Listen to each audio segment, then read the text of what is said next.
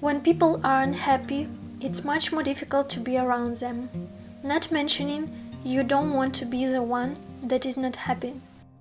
According to the famous Terman Study from Stanford, being around unhappy people is linked to poorer health and shorter lifespan. Happiness has much less to do with life circumstances than you might think. Because happiness is mostly under your control, it is a product of your habits and your outlook on life.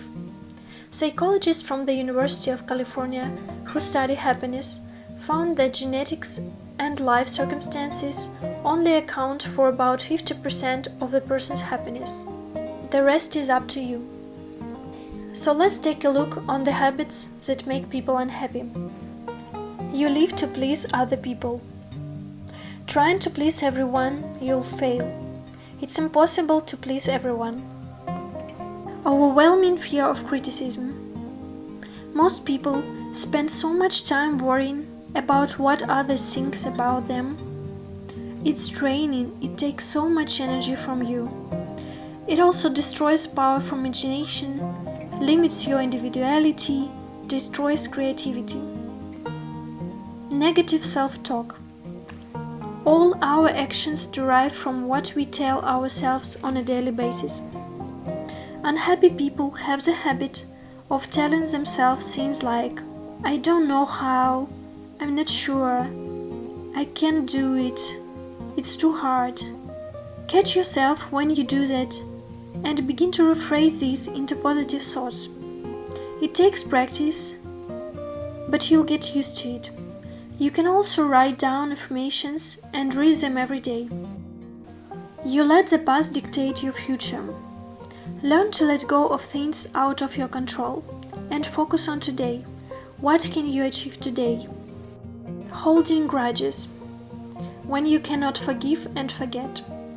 We all have had bad experiences. Forgiveness is the solution and very powerful. Learn from mistakes and bad experiences and move on. Worrying too much. Worrying is a choice. Worry is such a waste of time. Worry is nothing but fear. Stop worrying about the things you have no control over. When you are being a perfectionist. Perfectionism can lead to mental health issues such as depression, anxiety, eating disorders, chronic unhappiness. Your goal shouldn't be perfection, but rather improvement and personal growth. Having a deadline is a good way to help you to let go of the need to polish things a bit too much. Also realize what it costs you. It can possibly lead you to end relationships, jobs, projects, and so on, and all because of your high expectations. You define yourself by your job. People who are not happy with their jobs tend to view themselves by what they do for a living rather than who they actually are. Separate yourself from your profession or change it. Waiting for the future. Telling yourself, "I'll be happy when..." It's a trap of postponed happiness. You're not living in a moment, not appreciating things that you have. You'll be happy, but it's never now. It will be someday in the future, when you lose some weight, when you change your job, buy yourself your dream car, and so on. Seeing yourself as a victim. Unhappy people tend to be in a position that life is both hard and out of their control. The problem with this philosophy is that it fosters a feeling of helplessness. People aren't likely to take action to make things better. Chronic complaining. It's a self-reinforcing behavior.